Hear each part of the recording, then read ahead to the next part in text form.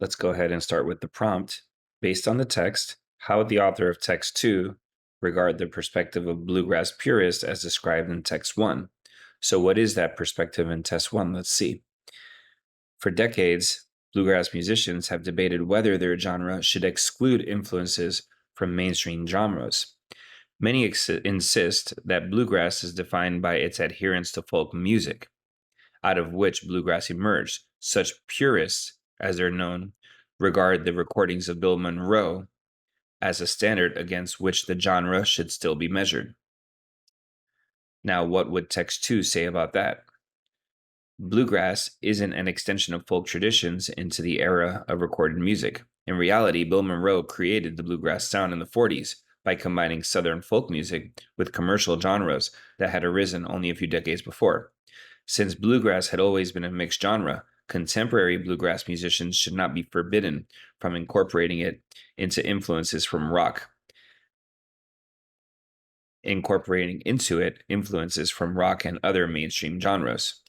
So text 1 says that the purists are the ones who insist that bluegrass is a certain way and is defined by its adherence to folk music.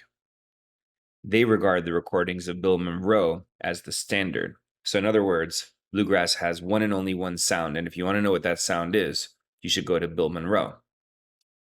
Text 2 says that's not true. It says it isn't an extension of folk traditions. In reality, yes, Bill Monroe created it, but he created it by combining different types of music. So, since bluegrass was always a mixture anyway, it should be okay. They should not be forbidden from incorporating into it influences from other genres. So text 1 says it's not okay to mix bluegrass with other genres, and text 2 says it is. So, how would the author of text 2 regard the perspective? As short-sighted, because bluegrass could enlarge its audience by including influences from mainstream. Well, that one seemed right, but it's not about enlarging its audience. As illogical, because the purists overlook crucial aspects of how the bluegrass sound first originated.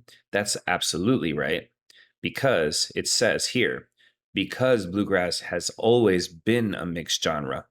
So it's suggesting that the writers of text 1 were overlooking crucial aspects. It's always been a mixed genre. So the answer here is D.